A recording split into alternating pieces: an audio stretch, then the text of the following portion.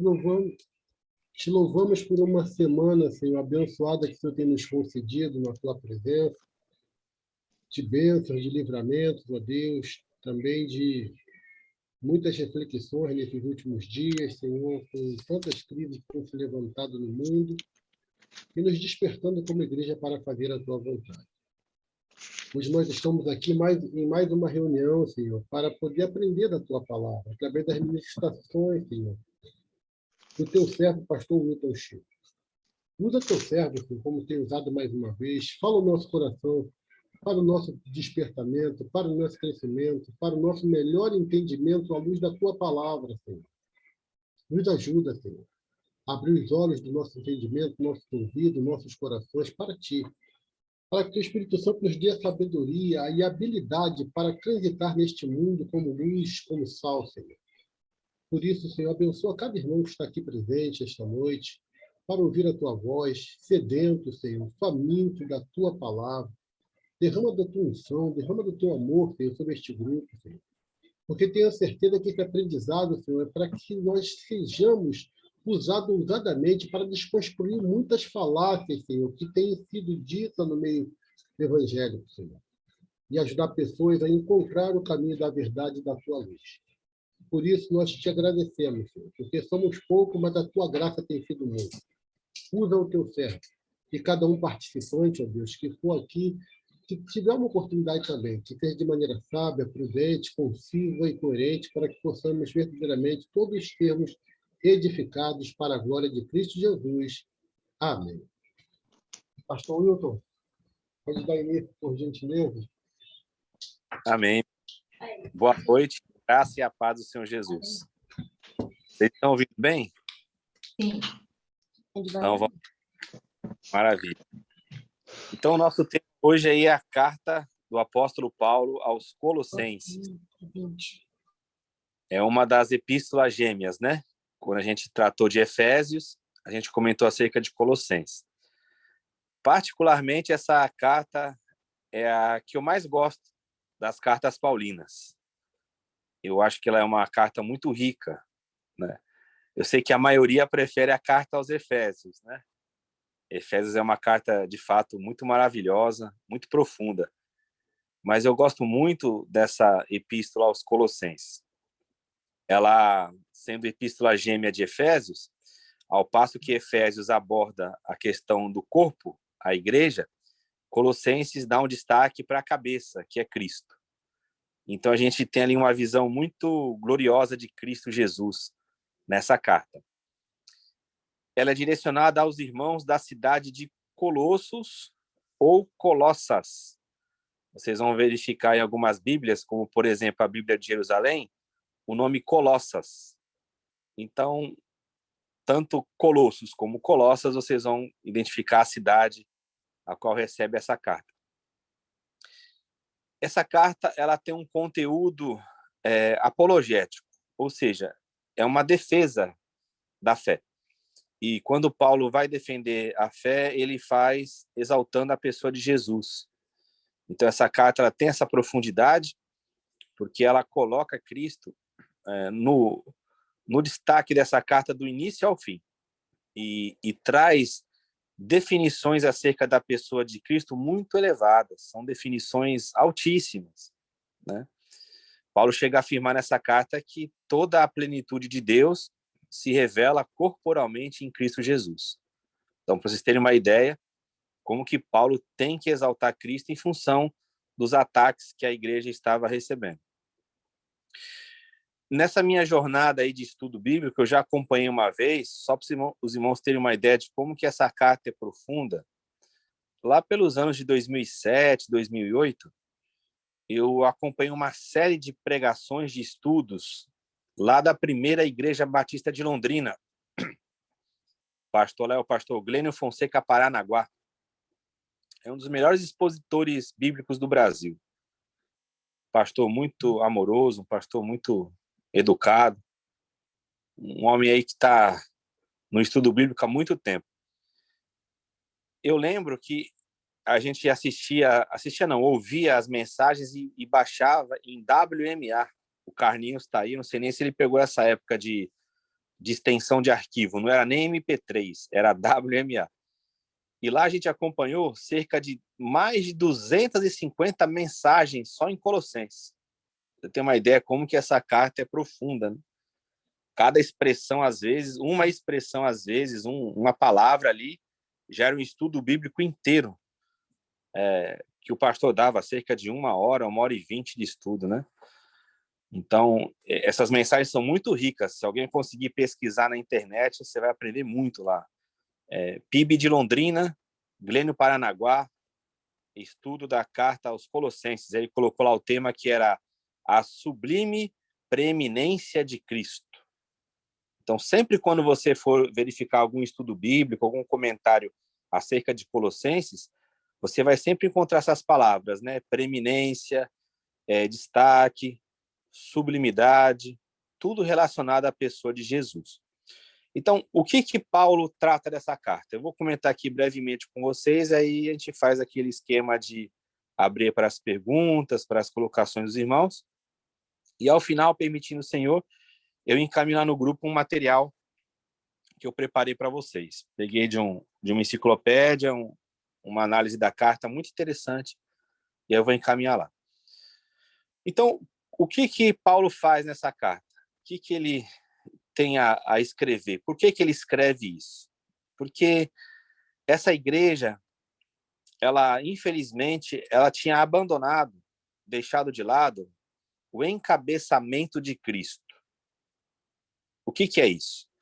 Se você verificar na sua Bíblia, aí, em Colossenses 2,19, eu acho que esse aí é o versículo chave dessa epístola, e não somente dela, de todas as igrejas que começam a perder o foco em Cristo, esse versículo ele resume muito bem isso, né? Paulo ele aborda todos os problemas que haviam na igreja, e no versículo 19 do capítulo 2, ele explica a razão principal por que todos esses problemas ocorreram. É que eles ali não estavam ligados à cabeça. Outras versões colocam, não estão mais retendo a cabeça, que é Cristo. Então, quando a igreja deixa de estar ligada a Cristo, deixa de reter a cabeça, todas as outras coisas começam a ocupar o lugar de Cristo na igreja. O que estava nessa igreja? O que ocupava o lugar de Cristo nessa comunidade dos Colossenses? Então, o irmão Isaías, no estudo passado, ele citou aquela questão dos 4 ninguéms. Não sei se vocês lembram, né? Ele falou, Colossenses, a questão dos 4 ninguéms. O que é isso? O que são esses 4 ninguéms? No capítulo 2, que é o capítulo chave de quando Paulo vai abrir ali o que está acontecendo na comunidade, você vai encontrar 4 vezes a palavra ninguém no capítulo 2. E aqui é uma chave de estudo. Um pastor que desenvolveu um estudo muito interessante acerca disso foi aquele pastor John MacArthur, americano calvinista. Muito boa a exposição que ele fez também.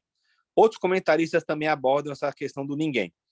O que é o ninguém aí? Se você olhar, é o verso 4, o verso 8, o verso 16 e o verso 18. Vou repetir. No capítulo 2, você vai encontrar no versículo 4, no versículo 8, no versículo 16 e no versículo 18. 4 vezes a palavra ninguém. O que Paulo faz quando ele escreve esse ninguém? Ele fala assim, ninguém vos domine, né? Ninguém use de palavras persuasivas, né? Ninguém vos julgue. Então, quando ele usa esse ninguém, o que ele está apresentando? Que havia na comunidade pessoas que já se deixaram levar pelos falsos ensinos, e essas pessoas, ensinando falsamente aquilo que eles aprenderam que também era errôneo, fazia com que a igreja tirasse o foco de Cristo. Então, o que é que a igreja sofria ali, que é uma situação, é uma lição muito importante para nós. O primeiro ninguém que Paulo vai colocar é um ninguém que está ligado com a fala, né? É palavras persuasivas de sabedoria humana. Então, essa igreja, sendo atacada por um gnosticismo que era iniciante, ainda não era aquele gnosticismo do século II, mas era aquela doutrina gnóstica que ensinava que Jesus ele era um aion, era um espírito evoluído, mas que não chegava a ser Deus, né? Ele era um aion muito importante, mas não chegava a ser o Deus encarnado. Então, essa doutrina chega na igreja. E eles estavam ali usando de palavras persuasivas de sabedoria humana. Então, Paulo vai combater, dizendo que ninguém ali deve ser levado por essas palavras de sabedoria humana, palavras persuasivas, mas que eles deveriam andar em Cristo, naquilo que eles já receberam no início. Interessante é que Paulo não é o fundador dessa igreja, né? Mas ele é alguém que consegue ali estabelecer um contato com eles e ensiná-los. Há uma dúvida aí na teologia se essa carta ela é paulina ou não, se ela sai direto da lavra de Paulo ou se é algum discípulo de Paulo que escreve, tá? Isso não importa aqui muito para a gente, mas Paulo ali, o ensino, a escola paulina tem que tratar desse assunto. Então, as palavras persuasivas, elas estavam levando a igreja a se afastar de Cristo e hoje também isso não é diferente. Essa carta ela é muito importante porque a gente consegue verificar quais eram os problemas do passado e que esses problemas se repetem hoje com uma nova linguagem, uma nova roupagem. Então, esse primeiro ninguém aborda isso. No início do capítulo 2, Paulo coloca o fundamento, dizendo que o tesouro da sabedoria e do conhecimento espiritual, da inteligência espiritual, está em Cristo. Ele é tudo aquilo que a gente precisa, tudo que é espiritual, tudo que exige uma resposta espiritual está na pessoa de Jesus. No versículo 8, Paulo fala acerca dos rudimentos do mundo, as vãs filosofias. Então, ali também existe essa questão do conhecimento. Eles estavam preocupados com essas questões elementares do mundo, as vãs filosofias. Aqui, Paulo não combate a filosofia em si, mas ele combate as vãs filosofias, né? As filosofias inúteis que levavam os irmãos a se afastarem de Cristo. Então, ali ele começa também a dizer que eles devem estar arraigados com a fé em Cristo, que eles não devem se deixar levar por essas vãs filosofias que apresentam os rudimentos do mundo. O rudimento do mundo para Paulo é isso. São esses mapeamentos que as pessoas faziam, essas demonstrações, essas explicações acerca dos céus, da terra, das partes espirituais, e acabavam levando os irmãos a se afastarem do Senhor. A partir do versículo 14 do capítulo 2, ele aborda a questão da morte sacrificial de Jesus. Então, ele diz que tudo aquilo que era contrário a nós, né? Tudo aquilo que era contra a nossa salvação, contra a nossa existência, tudo aquilo que nos colocava em condenação, foi levado por Cristo naquela cruz.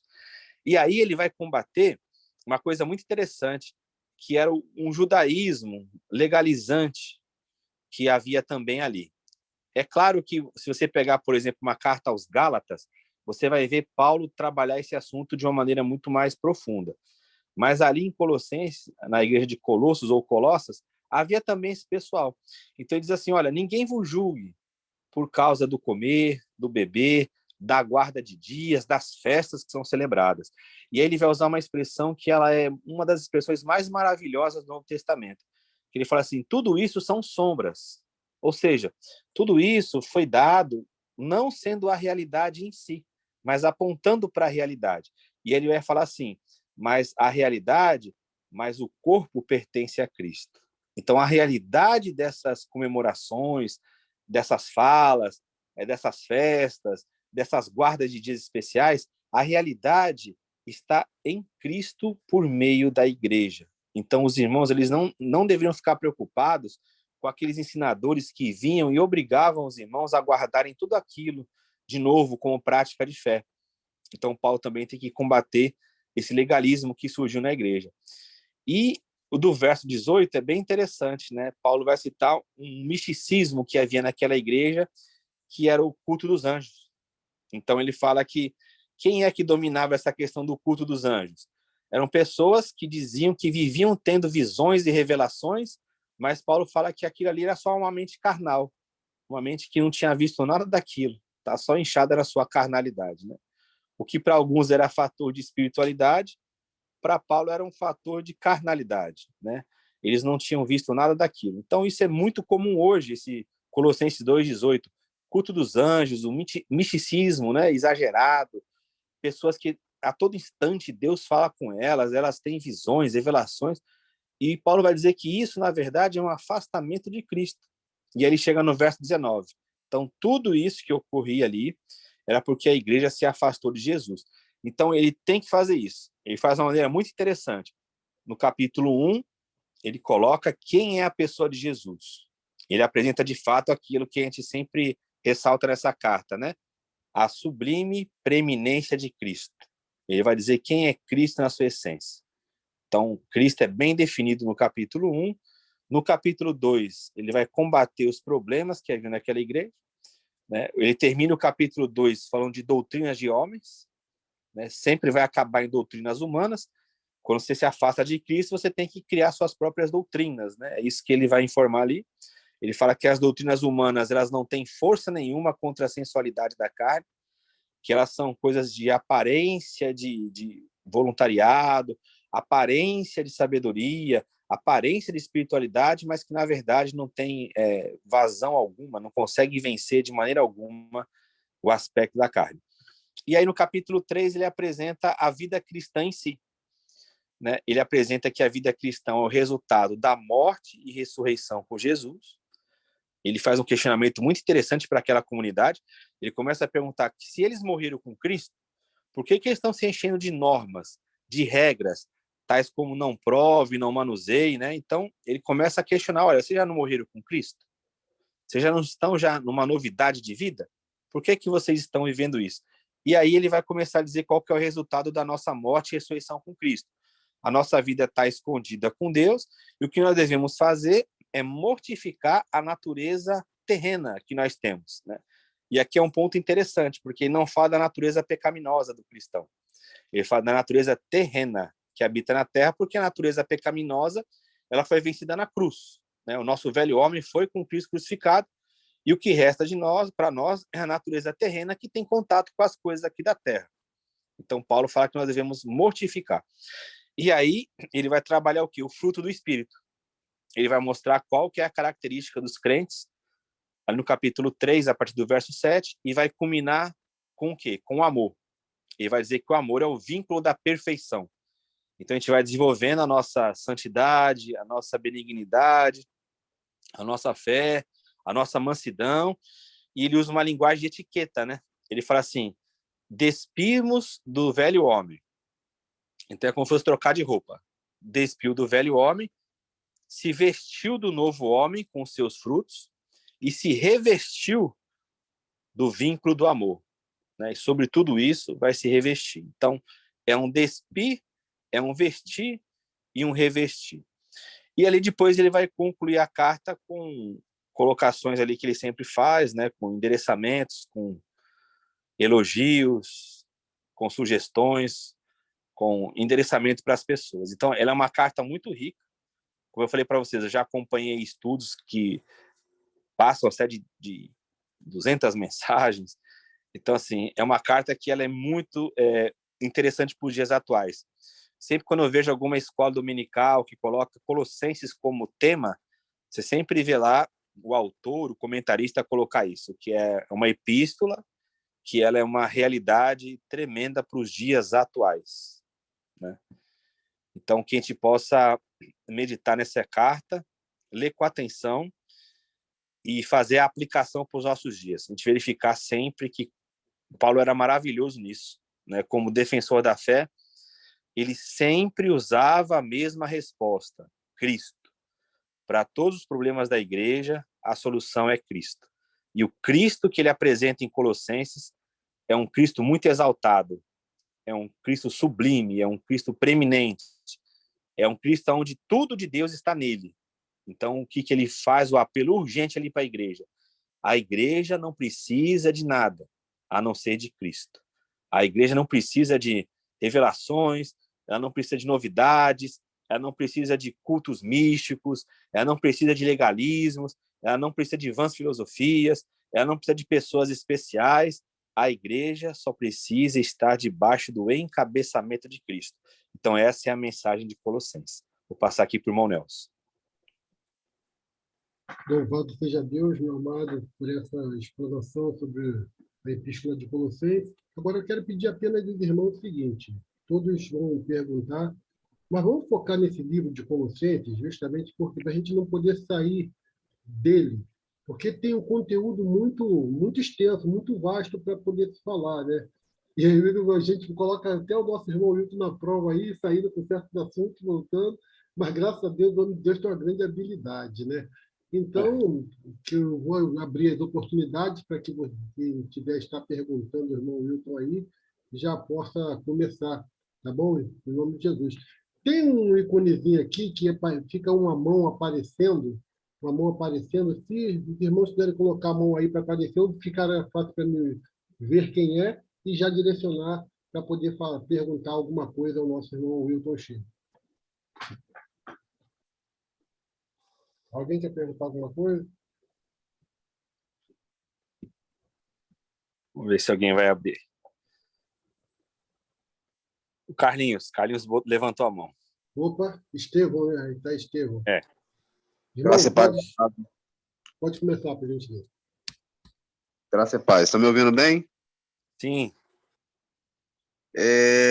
Eu vejo a questão do culto aos anjos já de muito longa data, desde a Assembleiana, assim mesmo, né? E eu fico pensando, será que Cristo está demodé, assim, porque ele tem que inventar tantas coisas, né, para ser adorado? E outra coisa que me vem à mente é quando um anjo aparecia, né? Eles sentiam muito medo, sentiam temores, aquelas coisas todas. Mas hoje parece que é um anjo, aquele amigo já de muitos anos que chegou. E aí, cara, quanto tempo, né? Então, assim, quando a gente lê a Bíblia, a gente vê Maria, João, Daniel e tantos outros, um temor muito grande em relação a anjos ou a qualquer aparição que não seja propriamente dita terrestre, né? E a igreja hoje se encaminha para isso e deixando Cristo de lado. Seria isso o culto dos anjos? Olha, Carlinhos, é interessante a sua pergunta. Por quê? Culto dos anjos lá, naquele contexto, era um. E ele parece que foi atualizado nos nossos dias. Eu vou explicar para você, só para você ver como que o fator cultural e, às vezes, alguns preconceitos que nós temos, eles causam uma interferência nessa parte espiritual. Bem simples que eu vou dizer para você. Se alguém chegar, por exemplo, numa reunião dessas hoje, e falar assim, olha, irmãos, Deus está me mostrando aqui um homem todo de branco, loiro, alto, com uma bandeja na mão. O que as pessoas vão dizer? Que é um anjo. Que a imagem que se tem dos anjos hoje é uma imagem que vem lá da Renascença, aqueles anjos estilo europeu, né? Que se criava até um anjinho de cabelo encaracolado, com uma asa. Então, essa é a figura que ficou no imaginário popular acerca de anjo. Então, sempre tem que ser alguém branco, com cabelo claro, olhos claros, um ser brilhante, que esse é o anjo. Aí você fala assim, ó, irmãos, estou vendo aqui um homem negro com uma roupa escura do meu lado. O que as pessoas vão dizer? Que é demônio. Então, por que isso? Porque isso aí tem a influência cultural e todos os preconceitos nessa questão espiritual. Isso é uma coisa aí que o Isaías é expert nisso aí, é PhD nessa área. A visão de anjo que eles tinham lá na época bíblica era uma visão que atormentava mesmo. Eles não conseguiam ficar assim imunes, ter essa alegria toda. Oh, apareceu um anjo aqui para mim, né? Eles entendiam o anjo sempre como um agente de juízo, na maioria dos casos. Você pode ver que muitos vão se inclinar, como você disse, quando eles viam os anjos. E aí, a partir disso, como eles eram os mensageiros, o que começou a acontecer? O conhecimento acerca de anjos também houve neles uma evolução. Tanto é que você observar o livro de Atos dos Apóstolos, né? Você vê aquela questão de Pedro e o anjo de Pedro. Havia uma crença de que o anjo da pessoa ele era parecido com a pessoa. Por isso que a menina fala assim, olha, é o anjo de Pedro que está na porta. Mas o que ela tinha visto ali? Ela tinha visto o próprio Pedro. E por que ela fala que é o anjo de Pedro? Porque eles acreditavam que o anjo da pessoa, o anjo da guarda, que é até uma crença católico-romana, né? cada pessoa teria o seu anjo, esse anjo, quando se materializasse, ele parecia com a pessoa. E aí, em função dessas manifestações angelicais, a gente vai ver duas questões do Novo Testamento. Uma é a idolatria, é o culto, é a invocação angelical, como Paulo combate ali em Colossas. Eles supervalorizam os anjos, e esse ensino vem também dos gnósticos, que vão dizer que os anjos tinham uma posição muito exaltada e que Cristo seria como um anjo desse, né? Por que você acha também que o autor aos Hebreus, quando ele vai falar que Cristo é superior a tudo, ele começa dizendo que Cristo é superior aos anjos? Porque essa era a visão que eles tinham lá, né? Então você vai encontrar dois grupos. Um era esse que exaltava os anjos, aí Paulo, o autor aos Hebreus e todas aquelas comunidades, elas têm que receber esse ensino de que Jesus é superior aos anjos, que ele é Deus encarnado, que os anjos prestam adoração a ele. Isso é um ponto. Outro ponto que acontece foi o quê? O verdadeiro desprezo a esses seres celestiais. Onde que você vê isso? Você vê na 2 de Pedro e na carta de Judas, que, se o senhor permitir, a gente vai estudar aqui. Lá você vê esses autores dizendo que os falsos mestres, eles desprezavam as figuras angelicais. As glórias, tem versão que coloca até a glória, as autoridades, principados. E aí, o Judas, ele dá um exemplo muito interessante. Ele vai usar a figura de Satanás, quando o arcanjo Miguel vai repreender Satanás, que o próprio arcanjo Miguel ele não usa de palavras de maldição contra Satanás. Está lá em Judas, verso 9. Então, Carlinhos, são esses dois pontos lá no passado. Havia uma supervalorização dos anjos, transformava-se no culto dos anjos, e também um desprezo com a figura angelical, que também foi corrigido. Trazendo para os nossos dias, como você citou, existe sim hoje, se a gente for olhar, uma valorização dos anjos enorme, né? Tem um outro lado também que não acredita nem que anjo existe, né? Tem um outro lado que diz que isso é uma criação, que os anjos, na verdade, são mensageiros humanos, tem esse pessoal também. Mas hoje, nesses movimentos que você citou, com certeza existe uma valorização muito grande aos anjos. Se você disser nesse ambiente, irmãos, vamos louvar a Deus porque o Senhor Jesus está na nossa reunião. Porque ele disse que onde houvesse 2 ou 3, tal. Não estou colocando se a interpretação está correta ou não. Estou citando só o exemplo. Aí vamos agradecer a Deus porque Cristo está na reunião, Cristo habita em nós. Aí o pessoal vai dizer amém. Tal. Agora, se você chegar lá e falar do púlpito, que você está vendo um anjo de fogo andando no meio do povo, que o anjo desceu com a bandeja na mão, que o anjo até vai levar a sua vitória, ou vai trazer a sua vitória, ou vai levar o seu pedido, né? Tem uma música aí pentecostal que diz que o seu pedido o anjo vai levar, vai entregar ao Pai para te abençoar. Ou seja, há um só mediador entre Deus e os homens, Jesus Cristo, o homem. Esse anjo tomou a mediação de Jesus. Ele que está levando o nosso pedido para Deus. Então você vê essa questão muito atual, no meio principalmente pentecostal, infelizmente, e neopentecostal. Uma substituição, uma supervalorização dessa figura angelical que ela existe, mas que na maioria das vezes é a mesma situação que Paulo combateu lá na igreja de Colossas. Era gente que tinha mente carnal, inchada na sua compreensão, e está vendo toda hora anjo, toda hora está vendo demônio, toda hora está falando com Jesus, e na verdade essas pessoas precisam ser encaminhadas para um tratamento psiquiátrico.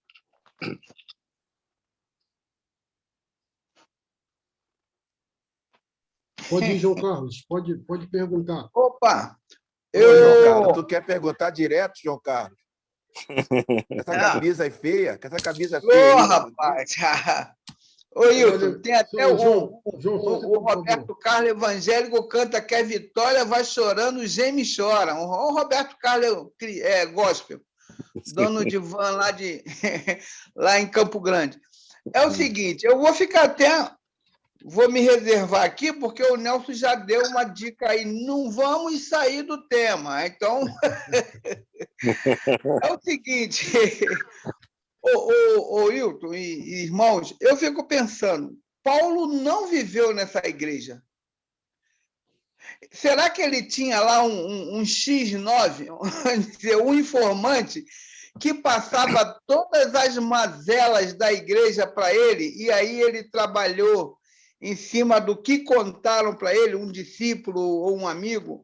Porque ele não viveu lá na igreja, né? Como é que ele vai escrever, né, pontos importantes, né, que a igreja vivia, se ele não militava ali? E outra coisa, no capítulo 1, versículo 14, ele fala de remissão. Quando ele fala remissão, ele está falando de perdão. O que seria a remissão dos pecados? Seria perdoado o pecado? E tem outro ponto. No capítulo 1, versículo 16, ele diz: todas as coisas que há nos céus, né, da ideia de vários céus, e na terra, né? Todas as coisas, que conhecimento que ele tem das coisas que foram criadas no céu, né? São esses questionamentos que eu acho que dá para a gente conversar. Facinho, facinho.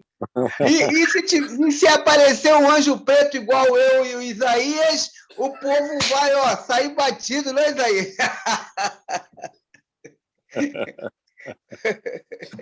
É verdade. Terrível. É anjo da morte. É anjo da morte. Anjo da morte. Ô, meu amado, eu estou antes de responder, por gentileza. O pastor Isaías chegou aí, então eu vou passar o bastão para ele poder dirigir. Aí, tá bom? Depois. No melhor estilo denominacional, né? No melhor estilo assembleano. Levanta a igreja, todo mundo. Levanta a igreja. Não, que isso, Nelson? Pelo amor de Deus. Continue. Ô, Nelson, continue, por favor. Amém. É o corpo. Eu tô querendo aqui conversar com a irmã Thalita para ela participar da direção também. O João Carlos. Vamos fazer isso todo mundo junto aí, gente. Beleza. Então, irmão Wilton, está com a oportunidade aí de responder. Legal. Essa questão das informações de Paulo, né? Pode ver, João Carlos, que essa epístola aos Efésios e essa aos Colossenses, elas têm um caráter circular, principalmente a de Efésios. A de Efésios, se você pegar alguns manuscritos, ela apresentava um caráter circular, ou seja, eram cartas direcionadas a uma comunidade, mas que servia para ser lida em outras. Tanto é que nessa carta aos Colossenses, ele fala para os irmãos lerem a que ele enviou para os Laodicenses, né? E também eles iam ler a que chegou lá para eles, e essa carta para ser lida lá em Laodiceia. Então, o que está acontecendo, João Carlos? Esse problema está acontecendo em várias igrejas da localidade. Então, era uma coisa que já estava, assim, entre aspas, né, consolidada como um problema naquelas comunidades variadas. Então, essas informações, com certeza, chegavam para Paulo e através também daquelas igrejas onde Paulo ia, que também apresentavam os mesmos problemas dos falsos mestres. É como se fosse assim, os ventos de doutrina da época, né? Então, não está batendo só numa igreja, está batendo em várias. E aí Paulo vai, claro, ele direciona para uma igreja, mas faz essa carta circular. Então, pode ser isso. Informações que ele recebe e também as constatações que ele verifica nas igrejas que estão chegando lá. Você vem da onde? Eu estou vindo de tal local. Como é que está lá? Está acontecendo isso, isso, isso. Aqui também está acontecendo isso. Então, verificava essa questão, muito circular, né? Quando existe um detalhamento muito específico, é no caso do Apocalipse, que é o próprio Cristo mandando aquelas cartas através de João, né? Que é uma coisa assim muito interessante, mas no geral haviam essas doutrinas que eram comuns ali, que estão chegando através dos falsos mestres. Então, por isso que Paulo tem essas informações.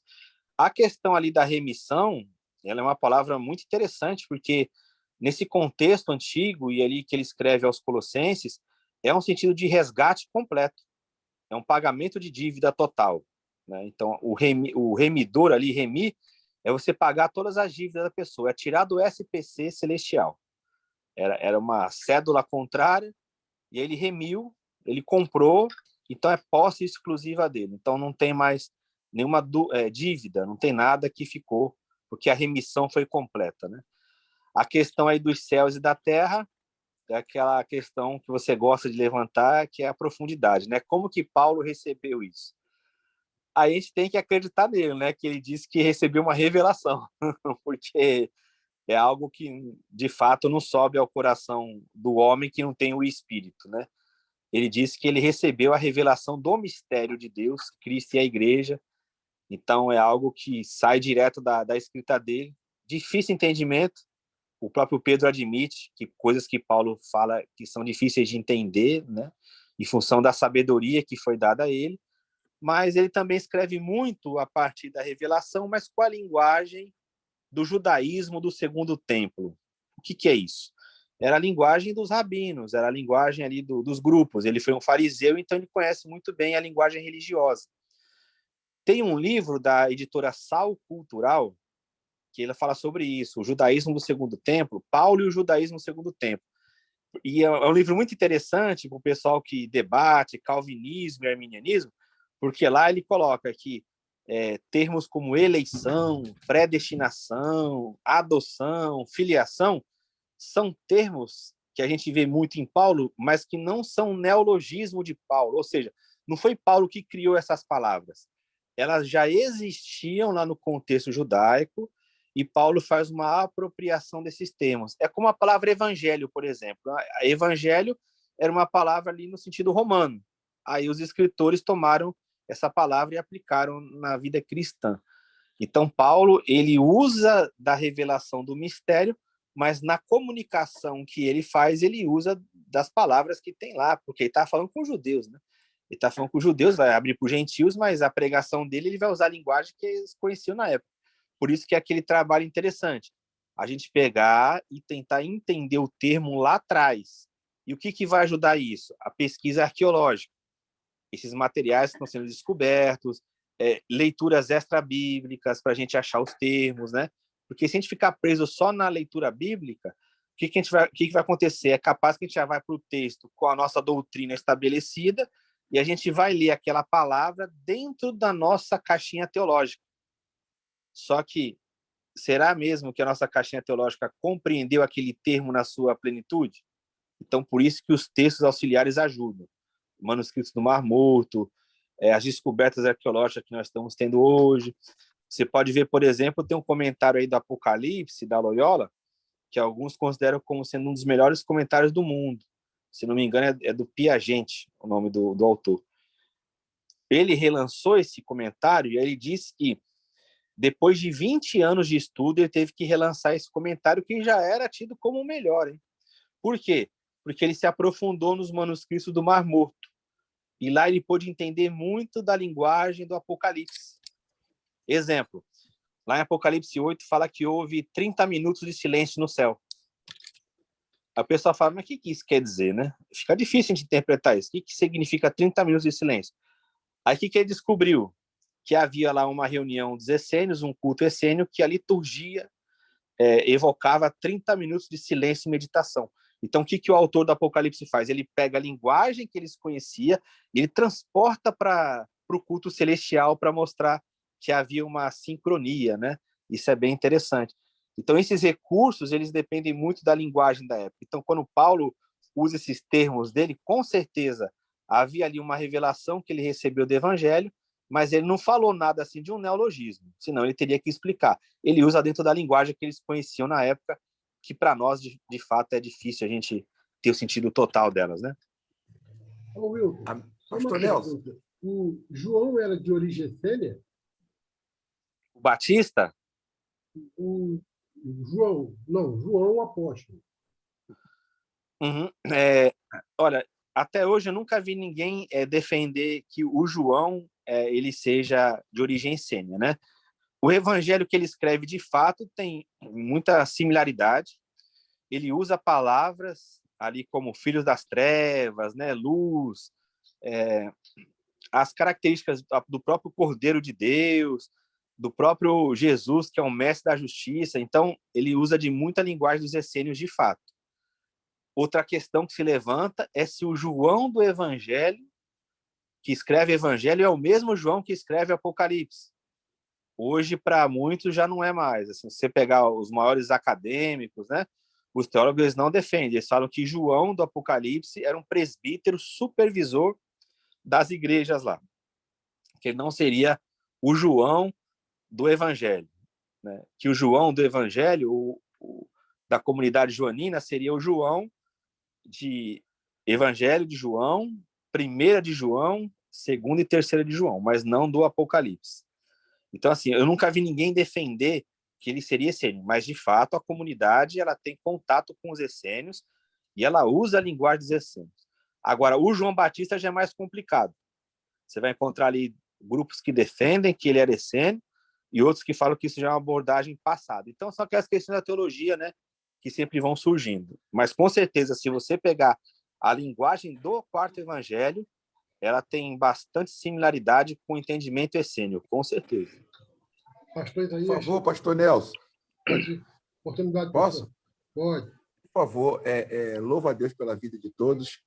Estou aqui maravilhado, porque realmente esse livro de Colossenses é maravilhoso. Eu não sei, Hilton, se a questão da pessoa que informava Paulo seria Epáfras, né? Isso. Porque em João Carlos, porque em Colossenses 1:7 fala sobre Epáfras. E no 9, o 9 diz assim: por esta razão também nós, desde o dia em que o ouvimos quem? Epáfras. Não cessamos de orar por vós e de pedir que transbordeis de pleno conhecimento da sua vontade, em toda a sabedoria e entendimento espiritual. Mas vamos lá. Eu queria abordar algo aqui bem didático, Hilton, porque esse vídeo vai ser visto por muitas pessoas. Existe uma questão hoje, quando se fala em todo mundo, né, na Bíblia, muitas pessoas creem que é do mundo, desde lá da Groenlândia até o Alasca, até os conflitos, toda a Terra, todo o globo terrestre. E aqui no versículo 6, que chegou até vós, como também em todo o mundo. Não é? Em todo o mundo. No versículo 6 de 1 Colossenses, aqui também no versículo 23, né? No versículo 23 também diz que se que permaneceis na fé, alicerçados e firmes, não vos deixando afastar da esperança do evangelho que ouviste, e que foi pregado a toda criatura debaixo do céu, do qual eu, Paulo, me tornei ministro, né? Então, aqui as pessoas pegam isso como que toda criatura realmente tal. Isso dá um problema na igreja enorme, principalmente quando fala da volta de Jesus, que o evangelho foi pregado em todo mundo, já está voltando, cuidado, vende tudo, guarda tudo, não prega para ninguém mais, porque Jesus está voltando, aquela história que você conhece. E para concluir, a respeito de uma outra, eu queria que você falasse sobre isso, e a respeito de que eu me tornei ministro, né? Eu não posso deixar de citar aqui que hoje o ministro quando o cara fala na igreja ministro, ele fala como se fosse o ministro da economia do Bill Clinton, do presidente dos Estados Unidos, né? O pregador falando, eu, como ministro do evangelho, ele enche a boca. Mas ele não sabe que, no contexto bíblico, ministro era aquele homem que ficava no 4º andar para baixo da embarcação, remando, sofrendo, fazendo com que a embarcação chegasse a um porto seguro, né? E é um diácono, na realidade. Ministro, que Paulo diz aqui, eu me tornei ministro, me tornei um diácono. Estou aprendendo bem com você, Wilton. Então, eu queria então que você falasse a respeito dessa questão, que eu tenho muitas perguntas, por gentileza. Vou falar lá, igual aquele filósofo, né? Wittgenstein. O limite da nossa linguagem é o limite do nosso mundo, né? Quando Paulo fala todo mundo, era o mundo conhecido da época, né? Então, ali se cumpriu, né, o que Jesus disse. E este evangelho do reino será pregado em todo mundo, e então virá o fim. Qual Mateus fim? 24, 14. Isso. Que o pessoal leva para o futuro. Só que ali foi o fim e juízo de Israel. Isso. Que está lá no Mateus 24:3, na Bíblia de Jerusalém, o fim desta época, Mateus 24:34, que vai se cumprir naquela geração. Então, Paulo já havia pregado no mundo conhecido, já havia levado o evangelho ali para as pessoas, e veio o fim do mundo antigo, com a destruição de Jerusalém e do templo. E o autor aos Hebreus é alguém que entendeu isso também, e ele vai dizendo, olha, o velho já passou e o novo está chegando. Então, eles estão numa fase de transição. Essas cartas, a maioria das cartas neotestamentárias, elas são do período de transição. Então, a gente tem que entender essa linguagem, né? Essa linguagem apocalíptica, de juízo, de iminência de volta, de juízo, de pragas, de destruição, é uma fase de transição. O mundo antigo está passando e o novo está chegando. O reino de Deus está sendo estabelecido. Então, isso não tem nada a ver com os nossos dias. Isso aí tem a ver com a época deles. Então, é o terror escatológico que criaram de uns séculos para cá, que pega a Bíblia e interpreta a seu bel prazer para trazer. Você vê, o Apocalipse é um livro de esperança, ele foi transformado num livro de terror, né? Isso é bem interessante. E a outra questão que você colocou, qual foi, Isaías? Foi a respeito... Não, mas isso aí você já fechou. Eu estou satisfeito com relação a isso aí. Eu vou deixar os irmãos perguntarem mais, porque eu tenho muita coisa a perguntar ainda. Tá. Alguém quer fazer alguma pergunta aí, o nosso irmão Wilton?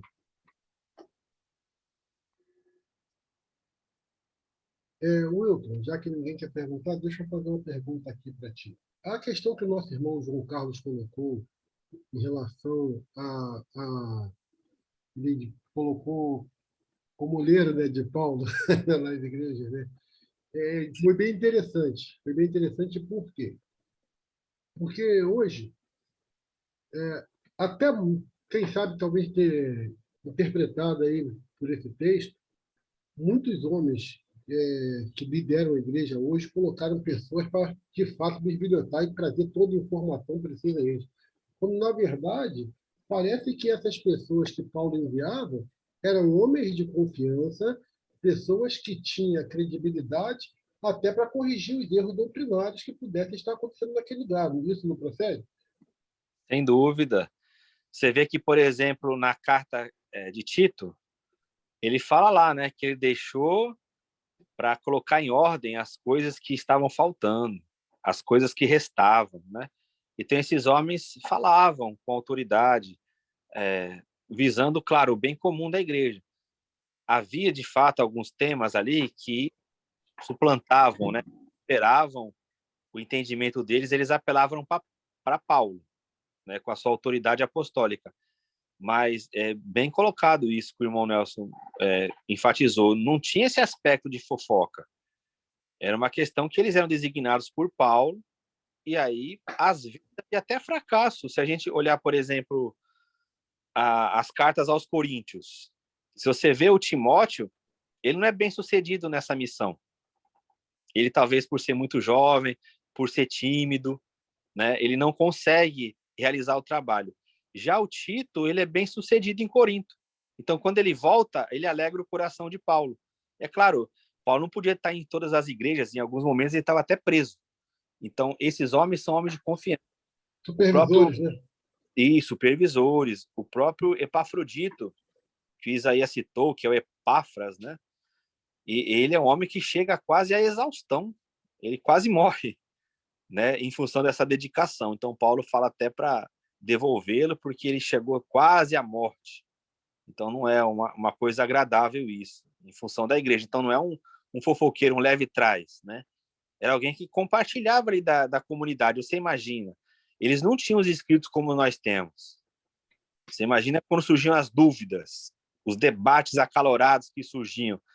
E aí imagina, a igreja com dúvida, quem que surgia no meio do povo? Os falsos profetas, os falsos mestres. Aí complicava ainda mais a cabeça deles. Então você imagina como que isso era difícil. Não tinha um WhatsApp na época, não tinha um celular. tinha que navegar, tinha que ir atrás, tinha que conseguir falar com um apóstolo. Então era muito difícil isso. Então esses homens, de fato, arriscavam a vida. Aí para Paulo escrever demorava, não era na hora. Falou, Nelson, escreve aí. Encontrar para a igreja. Não, a carta demorava para escrever. Era difícil o material, né? A tinta para escrita, o próprio material onde se escrevia. Então, assim, não era algo tão simples. Então, qual que era o medo de Paulo? É que esses homens tivessem avanço nas igrejas. Por isso que ele fala que ele gemia em si, ele chorava, ele sentia angústia, porque ele fala, meu Deus, como é que eu vou fazer agora? Eu tenho que só orar, por enquanto, até que a carta chegue lá. E ele ficava naquela preocupação. E agora? Como é que será que está a questão? Aí ele escrevia de maneira bem ríspida, bem forte, porque ele queria chegar lá e dar um abraço neles. Aí muitas vezes não conseguia. Aí o pessoal sempre invertia as coisas. Falava assim, tá vendo? Os coríntios falavam isso, né? Na segunda carta a gente vê isso, falando assim, olha, tá vendo? Esse homem para escrever, ele é forte. Esse homem aí para escrever, o homem é quem? Mas quando ele chega aqui, ele é meio fraco, não tem aparência, não tem boa fala, tá? Aí Paulo fala, não, o que eu tô querendo é que eu quero chegar em amor. Eu escrevo duro para vocês assim, é para vocês se consertarem, para quando eu for aí me encontrar com vocês, eu já encontre vocês num clima de paz, de harmonia. Então você imagina o quanto que esse homem sofreu, né? E quem quer fazer a obra de Deus hoje de maneira séria vai sofrer também. Irmão João Carlos, pode falar. A gente lendo essa carta e as outras, a gente percebe o quanto que a igreja, para chegar a determinado ponto, o quanto ela sofreu por causa da... Eu não sei se era o evangelismo, entrava qualquer um, né, que entendia a mensagem, mas eles não se liberavam ou se libertassem do pensamento filosófico, doutrinário, né? Aí de Paulo falar, não, eu não permito que as mulheres falem na igreja, aí a gente entende que era a questão do culto, né? Das sacerdotisas, cortar o cabelo, quer dizer, as medeixas, elas dançavam, mexiam o cabelo. E aí eu vejo Paulo enfrentando uma situação, quer dizer, ele não convivia diretamente, talvez se convivesse ia ficar doente, ia ficar doente rapidinho. Né? E aí os informantes, né, os irmãos, passavam para ele a situação, até para fazer uma análise, como chegar, o que você falou. Ele tinha uma dificuldade, né? Como a igreja estava, vamos dizer, contaminada, no bom sentido, de pensamentos controversos, que o Paulo teve que trabalhar. E aí, no capítulo 3, interessante, ele fala assim, portanto, se já ressuscitaste com Cristo, buscai as coisas que são de cima, onde Cristo está assentado à destra de Deus. Quer dizer, ele tinha uma certeza que Cristo tinha ressuscitado e que as pessoas deveriam ressuscitar em vida, né? Mudar de vida. É interessante essa análise, né? Sim. Para Paulo era a escatologia consumada, né? Em certo sentido. Já vivia já em ressurreição de vida, em novidade de vida. E imagina, você ter que explicar, ensinar todas essas igrejas com as suas características. É como você disse, foi tempo nisso aí. Alguns vão dizer que essas cartas elas são escritas por discípulos de Paulo, né, em função que o tempo vai decorrendo, os falsos ensinos vão chegando.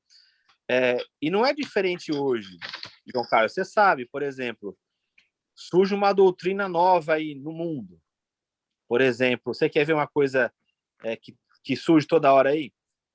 Expressões assim, olha, você tem que suportar o processo para conseguir o propósito.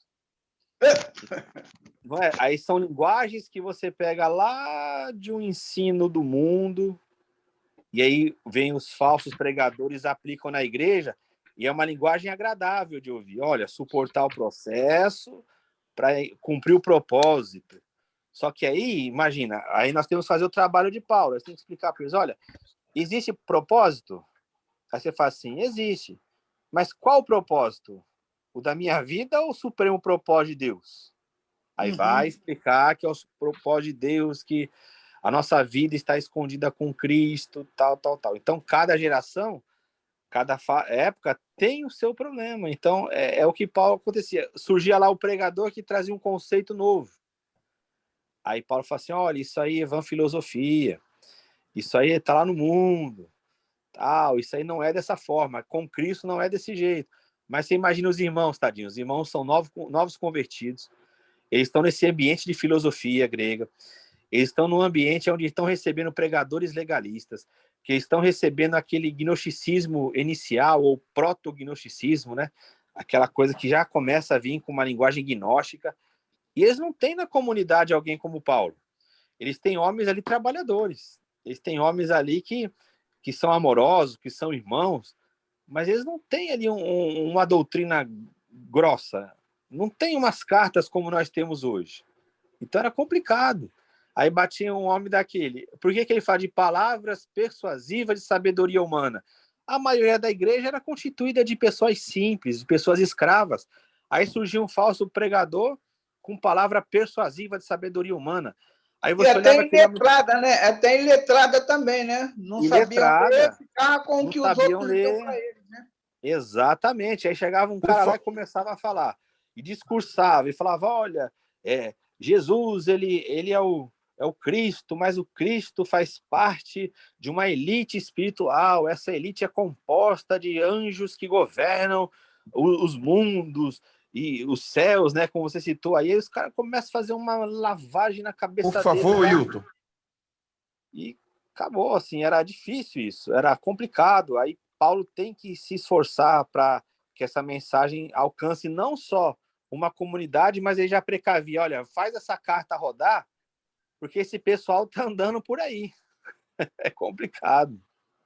Por favor, Pastor Nelson, por favor, o Hilton falou isso aí e veio à minha mente aqui o discurso, que eu não posso deixar de citar. Feliz é a nação, cujo Deus é o Senhor. O povo é feliz quando o justo governa. Palavras bonitas, né? E o povo, amigos nossos, você vê, amigos nossos, Hilton, um amigo que eu conheci agora, que eu revi quarta-feira, o cara é superintendente de um seminário da Assembleia de Deus. Falou isso para mim, eu falei, rapaz, isso aí isso é um Deus nacional. Exato. É o Deus nacional, não existe mais isso. E o cara bateu o pé, Will. Tá entendendo? Aí você, sabe? Aí você, aí no final ele falou, aí eu conversando com ele, aí entrou outro rapaz, tal. Aí ele falou, Isaías, posso te falar uma coisa? Eu falei, pode. Ele é pastor, ele falou, você é um frustrado. Eu falei, é mesmo, rapaz? Ele falou, e quem está te falando tem 4 anos de psicanálise. Eu falei, Jesus, eu tô louco mesmo. Não, e sabe o que acontece? É aquela questão, né? A gente fala assim, a pessoa fala, não, eu acredito na Bíblia. Ah, então tá bom. Aí você fala assim, olha, feliz a nação cujo Deus é o Senhor, era uma questão nacional. Mas vamos trazer isso aí, vamos trazer para o Novo Testamento. Tá bom, vamos trazer. Aí você vai lá em Pedro, 1 de Pedro 2,9. Aí você mostra que a nação ali não é país, que a nação de Deus hoje é a igreja. Você lê lá para ele e mostra, fala assim, olha, nação, hoje Deus não está lidando com nação individual, nem com Israel, nem com os Estados Unidos, nem com o Brasil, nem com China, nem com ninguém. A nação santa, o povo adquirido hoje, chama-se igreja, corpo de Cristo. Você está mostrando no texto. Aí sabe o que ele faz? Ele não aceita. Então, quando ele não aceita o texto bíblico, não adianta. Por quê? O que está acima para ele é a ideologia. Quando a ideologia está doutrinando a pessoa, não adianta. Ele tem a ideologia, ele não abre mão da ideologia. Como tinha a ideologia alemã, a ideologia comunista, a ideologia socialista, a ideologia capitalista, fascista, golpista, neoliberal. todos esses ismos, essas ideologias, quando a pessoa ela coloca isso, quando ela coloca esse ismo acima da palavra de Deus, não tem como você falar mais. Se você mostrar o texto e tá falando, tá vendo, irmão? Nação no Novo Testamento é igreja. Deus vê o mundo agora, não assim, Israel, Estados Unidos. Não, agora é assim, quem é da igreja e quem não está na igreja. Quem é corpo de Cristo e quem não é. Então, a nação santa, a nação cujo Deus é o Senhor, não é colocar um presidente evangélico. A nação cujo Deus é o Senhor é a igreja. Essa é a nação que Deus escolheu. Aí fala, não, irmão, mas Deus está abençoando porque o presidente é cristão. Aí você fala, tá bom. Amém. Pastor Nelson, podemos falar a respeito da oferta para o nosso professor? Sim, mas deixa eu fazer só uma pergunta primeiro. Pois não. Nosso pastor Hilton. O nosso irmão Hilton, a questão desse passado sincretista aí em Colossos, né? Ele é muito interessante, porque havia alguns grupos lá que misturavam a mitologia com a filosofia pagã, ritualismo, ascetismo, serentinismo, né? Tudo isso. Serentianismo, né? O docetismo que foi falado aí pelo irmão. E nos dias atuais? Parece que muita coisa não mudou. Nós temos sincretismo também. Qual o modelo desse sincretismo nos dias atuais aí em relação que havia em Colossos e hoje em nossas igrejas? Sem dúvida. Muito interessante. É aquela questão, né? São as velhas doutrinas com as novas roupagens. Você quer ver uma coisa que não ofende ninguém? Às vezes escandaliza isso que eu falo, mas não ofende ninguém. Você fala assim, olha, na nossa igreja a gente canta a música do Voz da Verdade, tranquilamente. Aí você fala assim, mas o Voz da Verdade não acredita no mesmo Deus que você. Por toda a minha vida, ó Senhor, te louvarei. Aí que o camarada vai falar, não, mas a música é bonita. Então, irmão Nelson, hoje o que eu vejo é o seguinte, muitas dessas doutrinas, elas chegam através da música. A música ela tem um poder muito grande de infiltração. Mas as heresias do começo, elas são as mesmas de hoje, só com uma nova roupagem. Aí lá no passado você falava assim, arianismo. Não acreditava que Jesus era Deus. Aí você fala hoje, testemunha de Jeová. Legalismo. Aí você fala hoje, adventismo do sétimo dia. Então, novas revelações, culto dos anjos. Aí você fala hoje, Igreja de Jesus Cristo dos Santos dos Últimos Dias. Mormonismo, começou lá com a nova revelação, outro livro de Jesus Cristo, outro evangelho, outro testamento, né, de Jesus Cristo. Aí você fala a segunda de Pedro, que fala assim, olha, farão negócios de vós com palavras fingidas. Aí você fala, teologia da prosperidade. Então, irmão Nelson, como você colocou muito bem, é a mesma coisa, só que com uma nova roupagem. Aparece diferente, com uma linguagem também persuasiva, com uma linguagem que leva as pessoas a falar, olha, que coisa profunda, mas na realidade é o mesmo maligno. É o mesmo, desviar o foco de Cristo. Em cima dessa minha pergunta, eu vou depois fazer um ofertório. Essa miscelânea que é feita através do sincretismo, muitas vezes não tenta colocar Jesus também no segundo plano. Veja bem, porque Colossenses defende a supremacia de Cristo, né? Dentro dessa situação. E aí a gente vê que Paulo, por não ser daquela igreja, ele passa uma dificuldade muito grande de ser ouvido, e ele ali tem que defender a questão apologética da coisa, né? Ele entra nesse campo. E hoje, a nossa questão de colocar Jesus em segundo plano através desse sistema, mudou alguma coisa em relação a isso? Porque exatamente, vai chegando, vai sendo colocado de lado, o homem vai tomando a frente, outras situações vão tomando a frente, quer dizer, o verdadeiro adorado fica sendo descartado. Sem dúvida. São duas coisas aí que você bem colocou. Paulo não era visto como a gente vê Paulo hoje, né?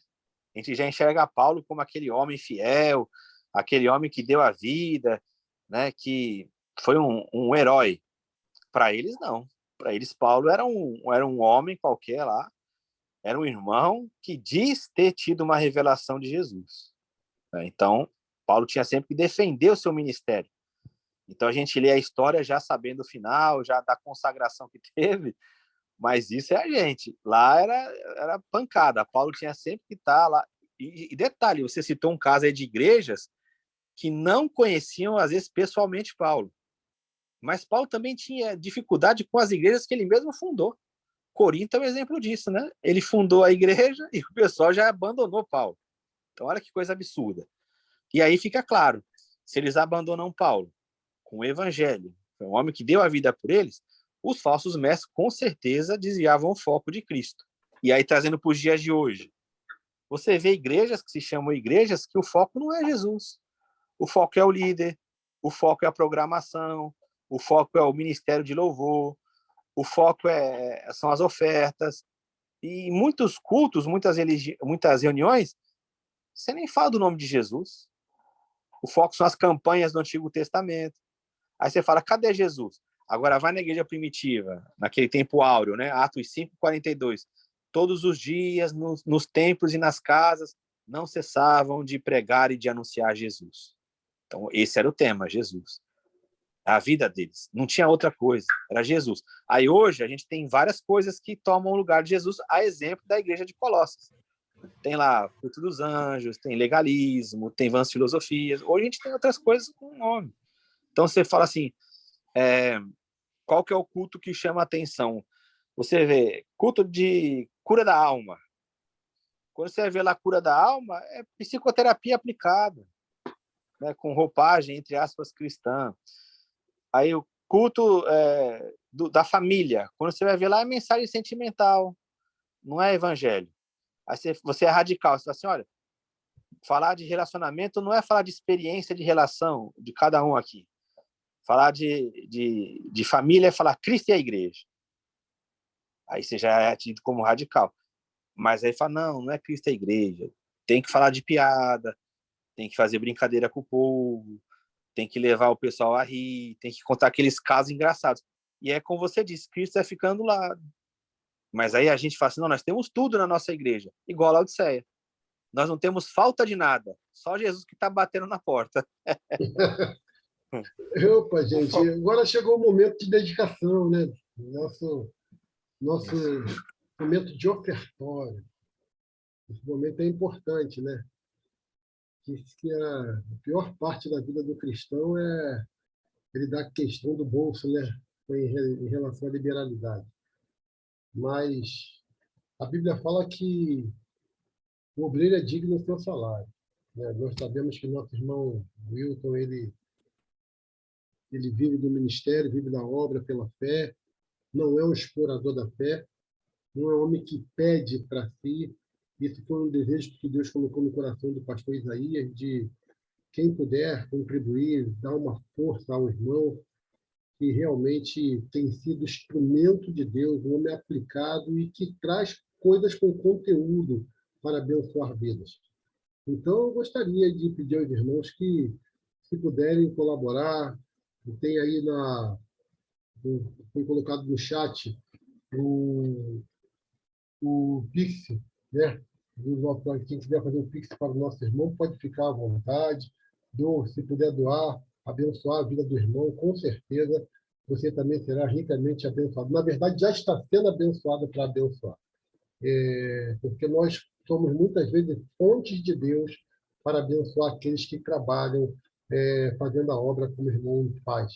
Então, fique à vontade aí, está aí no chat aí no Pix do irmão, parece que é o CPF dele. Se você puder contribuir, com certeza você vai estar abençoando alguém que se dedica e que ama o que faz e que Deus tem verdadeiramente se agradado. Tá bom, querido? Fica aí essa nossa mensagem para você que deseja abençoar nosso irmão. Amém? Amém. Posso perguntar, pastor Nelson, está chegando na hora já, 10h20 já? Pode, só um segundo só.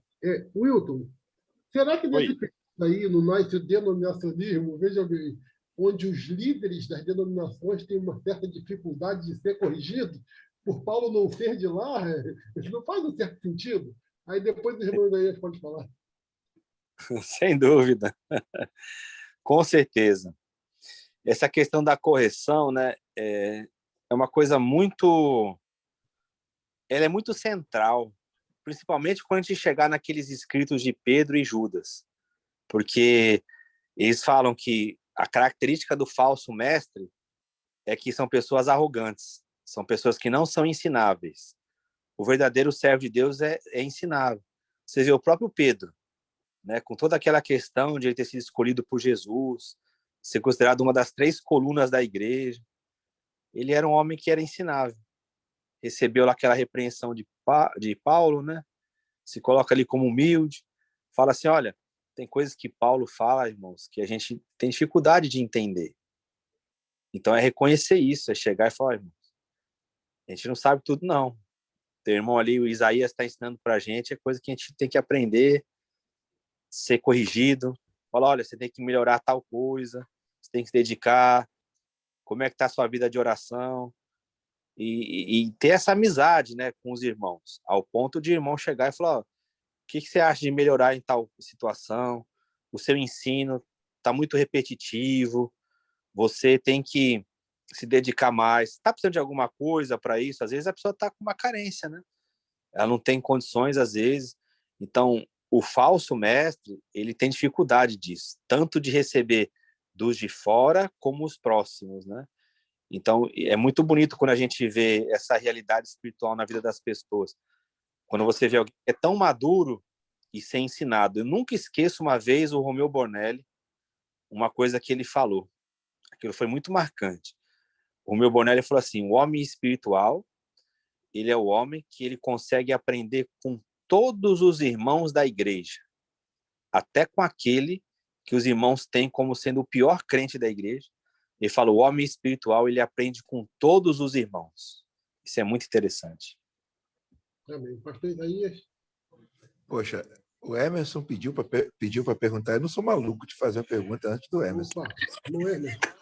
Emerson é o apóstolo aqui, rapaz. E depois nós fecharemos aí com o pastor Isaías, tá? Com uma pergunta para a gente poder encerrar. Obrigado, pastor Isaías. Obrigado, irmão, por ter me dado a oportunidade. Eu cheguei correndo. Hoje acabou atrasando as coisas lá, mas eu vou ser breve no comentário. Eu peguei até esse... Quando o pastor começou, né? Eu tenho esse livro aqui que é muito antigo, né? De J. Cabral. E quando falava a respeito de filosofia de anjo, né? E eu busquei aqui uma informação e que culminou no um dos últimos comentários que o pastor Hilton fez a respeito de estratégia. Quando o pastor citou, né, em relação a trazer costumes seculares para dentro da igreja, trazer uma forma educacional para dentro do culto, para exemplificar algumas situações, isso poderia ser visto de uma forma também positiva. Por que eu pergunto isso? Na carta do Colossenses, a gente percebe que Paulo ele faz uso, como ele é uma sociedade muito mística, né? Que usava muito do gnosticismo. O Paulo ele usa os argumentos, né? As palavras como mistério, sabedoria, conhecimento, para poder trazer a sociedade para perto dele, né? Olha, eu vou falar essa linguagem que aí eles vão me entender. Foi uma estratégia que ele criou.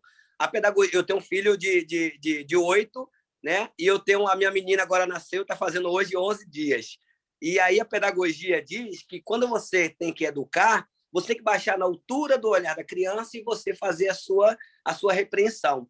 O pastor não entende, pelo menos assim na minha concepção, isso de uma certa forma pode ser válido para introduzir isso nos cultos. Hoje, por exemplo, eu dou carona com algumas pessoas que atravessam a linha amarela, eu trabalho na Barra. E eu sei que tem um no nosso grupo que passou a frequentar o nosso carro, o meu carro, e que ele é candomblessista. Uhum. E ele gosta de pagode.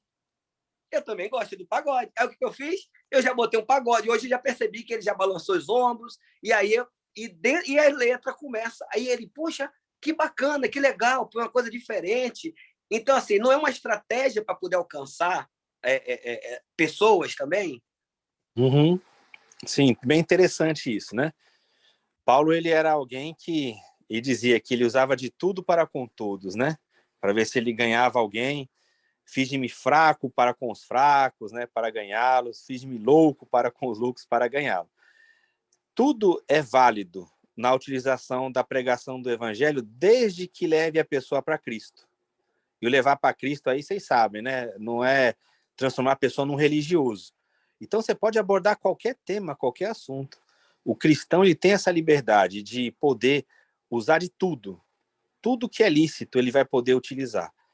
Muitas vezes acontece o preconceito, como você falou, o pagode. A gente até conversou muito com Isaías. Tem pessoa que fala, não, pagode não é de Deus, o rock não é de Deus, só a música clássica e o forrozinho gospel, né? Então, a pessoa ela começa a divinizar ou ela começa a amaldiçoar ritmos, o que é o incerto.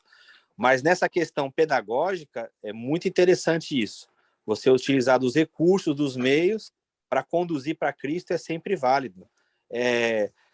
Eles chamam de ponto de contato, né? Você utilizar do ponto de contato. Paulo fazia isso quando ele nas localidades, ele observava aquilo que era comum e trazia com certeza essa realidade para as pessoas. Então, o meio mais eficaz de a gente ganhar a pessoa para Cristo, né? Usando a linguagem que as pessoas usam, eu não gosto muito dessa linguagem porque na realidade quem ganha, né, é o Espírito Santo. A gente é um instrumento. Mas a maneira mais eficaz é a amizade, né? É através do dia a dia, quando as pessoas vão ver a nossa vida. E ali vai ver que você não é uma pessoa que discrimina, você come com eles, você conversa, você está ali com eles. Você é um ser humano como eles, mas aí a luz começa a brilhar. Como era o testemunho antigo, né? Você pegar o pessoal que testemunhava acerca dos cristãos, eles falavam assim, tem roupas diferentes das nossas? Não. Tem fala diferente das nossas? Não. Tem comida diferente das nossas? Não. Mas, então, o que eles são diferentes? Aí falava assim, é que eles se amam de verdade. Eles se amam uns aos outros. Então, isso que impactava, né? Então, não é eu chegar e falar assim, tá queimado no sangue de Jesus, tá amarrado. E aí, não ter sabedoria para aplicar. Então, qualquer método é válido, desde que não se divinize o método, né? Falar, esse é o método certo hoje. Não, não é. Hoje eu estava conversando com um rapaz acerca de um conflito que ele está tendo na igreja dele, que o pessoal tem gastado muitos recursos com folheto evangelístico. E aí ele chegou e ele fez questionamento, né?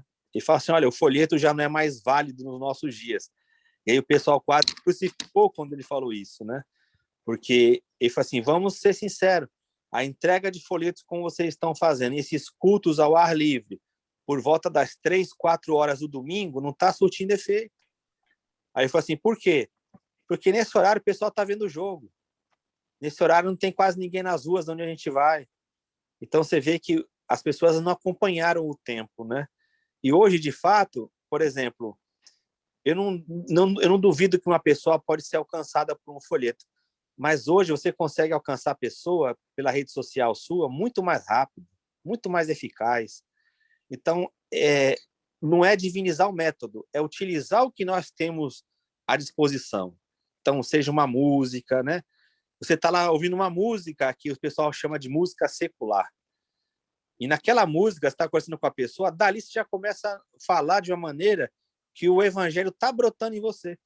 Não é aquela questão de falar assim, não, eu tenho que falar agora para essa pessoa se converter e encher a cabeça dela de Cristo. Não. É a sua vida. Você está ali, surge uma música, surge um comentário, você já começa a falar porque o evangelho começa a fluir, né? Então, a metodologia, ela é sempre válida. O que não pode fazer é divinizar como muita gente fez. Aqui só funciona tal método, então nós temos que fazer reunião desse jeito, porque importa lá da Coreia um modelo. Ah, não deu certo, aí importa lá dos Estados Unidos outro modelo. Isso não. Agora, utilizar tudo que está à nossa disposição, isso é muito válido mesmo. Pastor Isaías. Por favor. Muito obrigado, Hilton. Eu queria comentar a respeito de situações que você vê o próprio demônio tomando conta e entrando no lugar de Cristo. Eu estive vendo a ministração sua, Hilton, você falou a respeito disso. Esses encontros que tinha, que falava, você tem pecado? Uhum. Pega uma caneta aí, vamos anotar o teu pecado, esses encontros. Como é que foi o encontro? Foi tremendo. Olha, e 80% da igreja foi nesse encontro. Eu nunca fui, graças a Deus. Sim. Esse encontro que tem aí e tal, eu nunca fui nisso. O camarada mandar você recordar os pecados, você anotar porque aí vocês iam queimar o pecado ali para o pecado ser extinto. Aí falando, não é o sangue de Jesus, não, é o fogo agora da fogueira que vai apagar o meu pecado? Isso, exatamente. Então, é algo maligno. É algo maligno. Quer dizer, o cara mandava você pegar o pecado, e eu já vi questão também de botar num caixão. Anota seus pecados desde a infância. Aí ficava aquela choradeira, precisava anotando o pecado desde a infância, que quando eu era infância eu roubei banana, eu enganei minha mãe, e vai anotar no papel. Aí pega o papel, joga, bota num caixão, cara. E o sangue de Jesus que nos purifica de todo pecado? Exato. Então, o que acontece? É regressão, como a Thalita falou, é um ambiente maligno que o Espírito Santo não está ali mesmo. E pastores, líderes, tudo ali naquele meio. E Jesus fora. Jesus fora. Então, é algo muito sério. E quem se coloca contra é demonizado. Quem se coloca contra é o polêmico. Está fora e da se visão. Prepara fora da visão. Não vestiu a camisa do ministério. Isso acontece muito em Assembleia de Deus, que eu participei, e é uma realidade. Então, Wilton, eu ia te fazer uma pergunta, até me fugiu aqui essa questão da pergunta. O irmão Nelson falou, é esse sincretismo. A Thalita o sincretismo. A ata da igreja, o documento da igreja, ele é mais pesado do que a Bíblia. O documento da igreja é mais pesado do que a Bíblia. Está entendendo?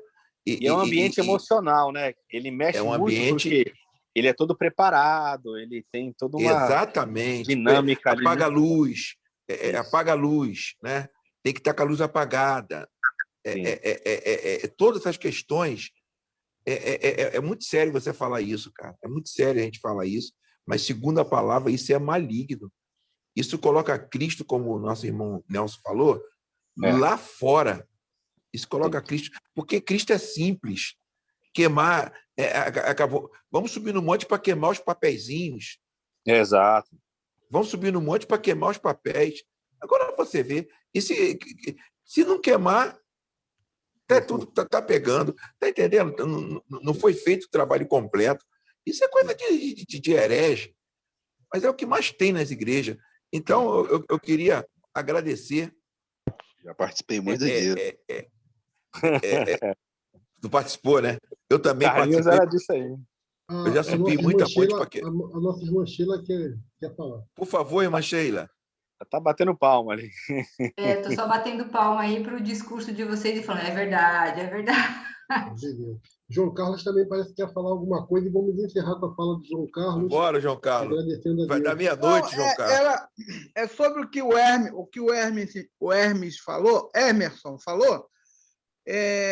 Eu vi um vídeo, eu acho que é do ano passado, retrasado, um determinado pastor levou uma escola de samba, ou montou uma escola de samba na igreja dele, e aí terminou o culto, aí ele botou o pessoal para bater, umas meninas lá mexendo para lá e para cá, e ela... Caiu, João Carlos. Foi mexer agora, eu me lembrei que é o que eu queria falar, sobre a questão do equilíbrio que o Wilton falou em relação ao que o Emerson disse. Sim. Nós não podemos chegar ao ponto de, como a Renascer em Cristo em São Paulo, colocar um ringue na igreja e 2 lutadores do UFC se espancarem brutalmente, o sangue espirrar por todo lado, e depois o Estevão Hernandes pregar a luta do bem contra o mal. Aí isso aí já é, né? Isso aí já é um exagero, né? Uma falta de né?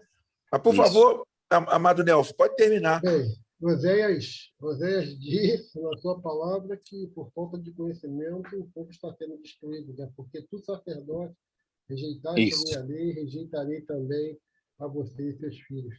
Há uma consequência para quem negligencia a palavra, né? Então, infelizmente, nós estamos vivendo na geração dos meninos.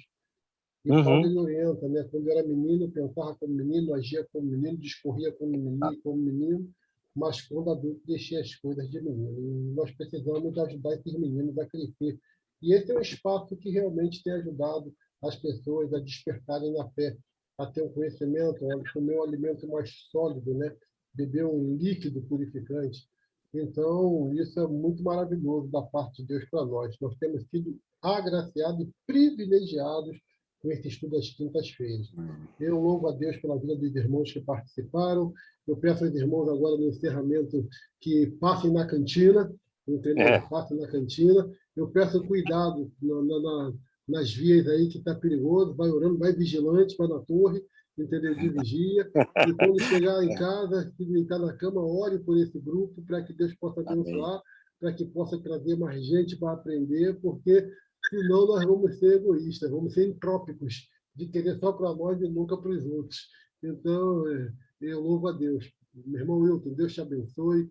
Amém. Irmão Emerson e pastor Isaías, obrigado pela oportunidade. Irmão João Carlos, obrigado. Sheila, muito obrigado também. Irmão Cruyff, muito obrigado. Estevão e também Thalita. Algumas pessoas saíram, mas deu para comer um pouco do maná. Então, vamos pedir aí nosso irmão Emerson para encerrar, orando, agradecendo a Deus por esse momento especial que nós passamos na presença dele. Irmão Emerson, tem essa oportunidade em nome de Jesus? Obrigado mais uma vez aí, que Deus abençoe a todos nós. Vamos orar. Pai, obrigado, meu Deus, pelo privilégio de aprendermos mais de Ti. Senhor, eu quero louvar ao Senhor por esse grupo.